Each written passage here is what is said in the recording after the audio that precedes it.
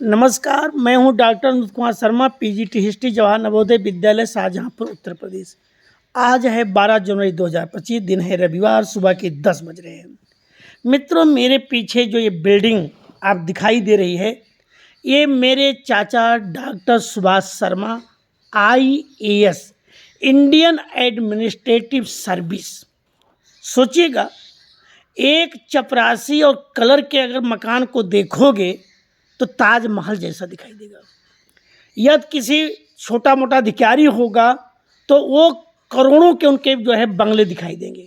लेकिन जो आप देख रहे हैं, बिहार कैडर के 1984 बैच के IAS डॉक्टर सुभाष शर्मा, जो कई जिलों के जिलाधिकारी भी रहे, जो बिहार स्कूल एग्जामिनेशन बोर्ड के चेयरमैन रहे हैं, जो हेल्थ डिपार्टमेंट के सेक्रेटरी रहे हैं, जो फाइनेंस मिनिस्ट्री के सेक्रेटरी रहे हैं, और यहाँ तक कि डेवलपमेंट कमीशन के जो है चेयरमैन रहे हैं। केंद्र में प्रतिनियुक्ति पे थे, सूचना प्रसारण मंत्रालय में additional secretary and financial adviser थे, डिफेंस मिनिस्ट्री में ज्वाइंट सेक्रेटरी पर थे। इतने ईमानदार शायद इतिहास के पन्नों में ढूंढने पर मिलेंगे। ये मकान बता रहा है कि ये उनका एक IAS का मकान, आप देख सकते हैं। एक IAS कोई ये नहीं कह सकता है कि उन्होंने किसी के एक कप चाय पी होगी। अगर वो गांव में आते हैं तो एक आम नागरिक के रिक्शे की तरह, और जाते हैं तो बस में बैठ करके कोई पहचान नहीं पाएगा कि ये IAS ऑफिसर है। कई बार बताना पड़ा कि यही IAS है। लोग उनको देखते हैं, उनके कपड़े, क्योंकि एक पैसे की रिश्वत क्या होती है वो कभी जानते भी नहीं हैं।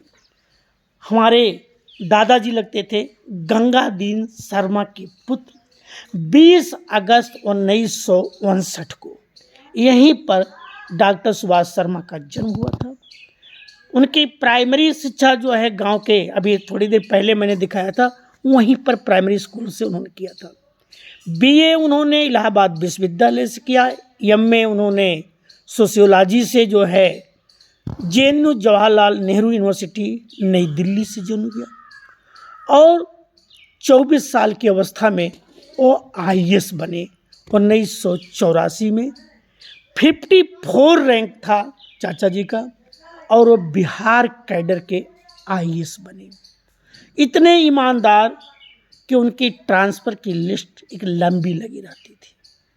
प्रेशर पड़ता था, कभी पॉलिटिकल प्रेशर में, किसी को उन्होंने कुछ समझा नहीं।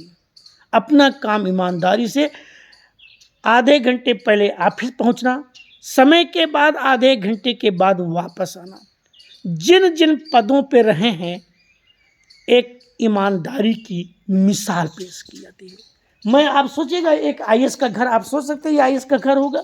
जब वो यहाँ आते हैं तो यहीं पर उनकी ये देखिए चेयर लगी हुई है, ये बैठते हैं। आप सोच सकते हैं कि ये घर है गांव में।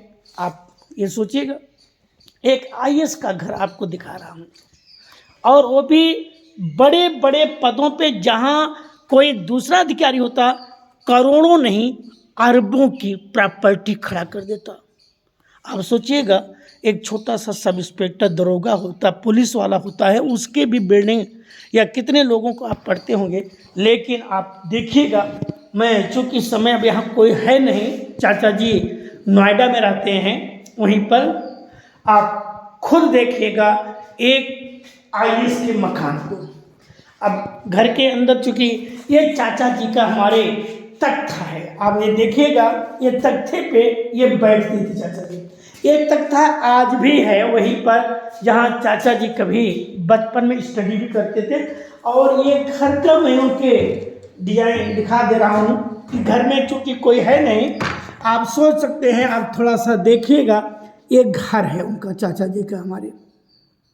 आप देखिएगा, अंदर 2-3 रूम बने हुए हैं, जिसमें एक किचन है, छोटे छोटे रूम हैं। आप देखिएगा, ये घर का, उनके घर की मैं आपको अंदर की सीन दिखाई दे रहा हूँ। ये घर है, एक IAS ऑफिसर का घर है।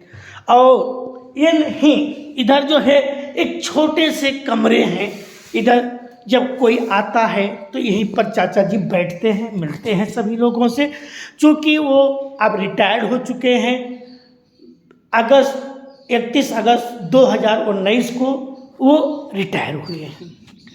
अब वो अपना समय, चूँकि वो नोएडा में रहते हैं, परी चौक के पास चाचा जी हमारे, लेकिन ये जो है उनका ये घर देखिए।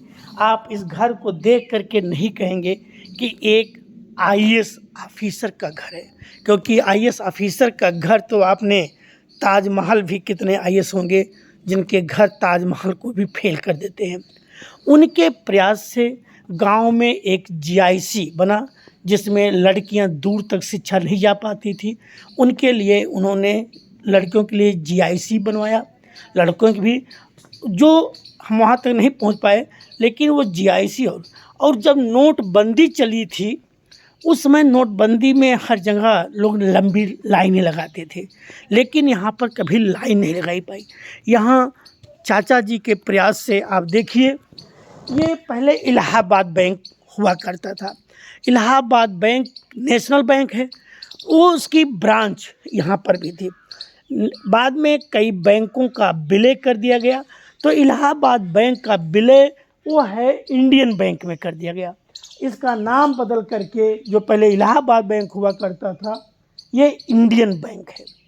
ये चाचा जी के प्रयास से यहाँ पर एक नेशनल बैंक भी है।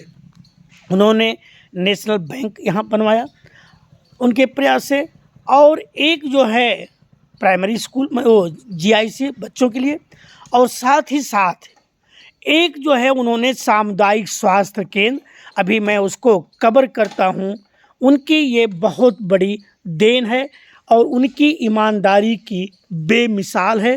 वो अपनी ईमानदारी के कारण, आप सोचिएगा, ये गांव का पैतृक घर है। इस पैतृक घर में चाचा जी कभी कभी आते हैं। मिलते हैं हम फिर नए वीडियो में।